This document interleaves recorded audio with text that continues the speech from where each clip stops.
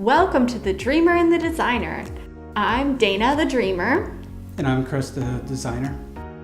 And today we are so excited to talk about something that we've been working on for a big chunk of the summer, and that is that we have decided to rebrand our business. Yep, very exciting. We're kind of sweeping everything off the table and starting fresh. Yeah, it's been really cool. It's also come with a bunch of challenges because where do you start with a rebrand? So I think we kind of went around in circles for a little bit, but we kind of landed on this idea of what is our collective spirit. And I really liked the phrasing that Chris used with that because I feel like that kind of includes the Dana and Chrisness, if that's a verb anyway, or what is that thing that describes? An adjective. An adjective.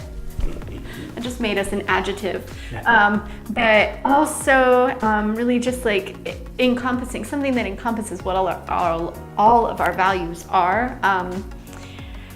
So it's been a very interesting process to even like have that kind of conversation. I think really the start of all of this was when we decided that the name Seabrimehurst Media Co. didn't fully encapsulate both of us. It was really just a holdover from when I was just completely independent. But now that Dana's here and putting in all this time and effort, it just made total sense to think, let's just start over from scratch. So one morning we were just talking and we were like, we can't find something that is both of us. So let's see if we can come up with something that it still captures our collective spirit, but also it also highlights our differences, but in a good way. Yeah. So Chris, what are the things that we did? Can you think of anything really like of what we tried to really ask ourselves? We came up with a list of values, and we tried to be intentional about not only defining the values, but allowing that value set to inform and influence where we go with our name and our brand. Mm-hmm.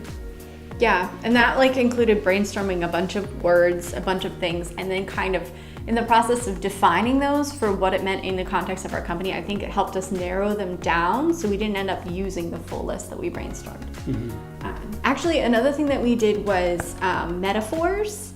So I love metaphors. I use them all the time in my life, and so you'll hear me talk about them a lot. But so we actually stumbled on this metaphor of like, if we were a bag, what kind of bag would we be? And so we were like kind of jokingly saying, like describing to each other like if we were a bag. So I described Chris as this really practical, good sturdy leather bag with brass clasps, and it lasts for 50 years, like that kind of thing. And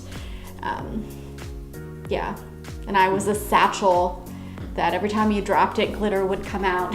I mean, it was just like, so we speaking in metaphors though gives you like kind of the value of a thing itself in a different way. So I think that was something that helped. Mm-hmm. And so stay tuned on our final name. We still haven't chosen it. It may or may not include some allusion to bags. Who knows? Yeah, who knows what's gonna happen. But yeah, I think that, the rebrand is more than just a name. So it really is like our hope is change the name and really like have the things that we say and the way that we say it capture collectively who we are and what we bring to the world of web development. So I don't know, it's been an interesting exercise, and I think one that has been really worth it for us. On so many levels, team building, relational, company-wise, it's been great. So highly encourage trying to talk in your company about that, especially if you're a family business, because it's important stuff. It's going to come up and keep coming up. So thanks so much for tuning in. Thank you so much for watching, and hopefully we will see you next time. See ya. Bye.